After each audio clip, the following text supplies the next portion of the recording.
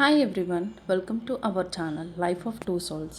ఈరోజు మనం ఎంతో ఈజీగా టేస్టీగా ఉండే జున్ను పాలు లేకుండా జున్నుని ఎలా చేసుకోవాలో చూద్దాం. ఇంట్లో ఉన్న వాటితో జున్నుని ప్రిపేర్ చేసుకోవచ్చు.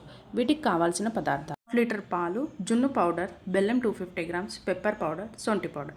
ఇప్పుడు మందపాటి గిన్నె తీసుకొని అందులోకి పాలన్నీ పోసి జున్ను పౌడర్ అండ్ బెల్లం 250 గ్రామ్స్ వేసి బాగా మిక్స్ చేయాలి.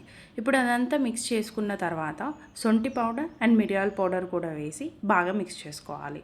ఇదంతా మిక్స్ అయిన తర్వాత యాలకుల పౌడర్ కూడా వేసి బాగా మిక్స్ చేసుకొని సైడ్కి 10 మినిట్స్ పెట్టాలి. తర్వాత స్టవ్ ఆన్ చేసి ఒక మందపాటి గిన్నె పెట్టుకొని కొన్ని వాటర్ పోసి అందులోకి మనం తయారు చేసుకున్న మిశ్రమాన్ని పెట్టాలి. ఒక 20 మినిట్స్ అయిన తర్వాత మనకి జున్ను అనేది రెడీ అవుతుంది. ఇప్పుడు జున్ను రెడీ అయిందో లేదో తెలియాలి అంటే ఒక స్పూన్ తీసుకొని జున్ను మీద మనం స్పూన్ అనేది పెడితే దానికి అంటుకోకూడదు.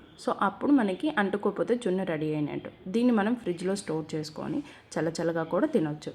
ఈ విధంగా జున్నుని తయారు చేసుకోవచ్చు.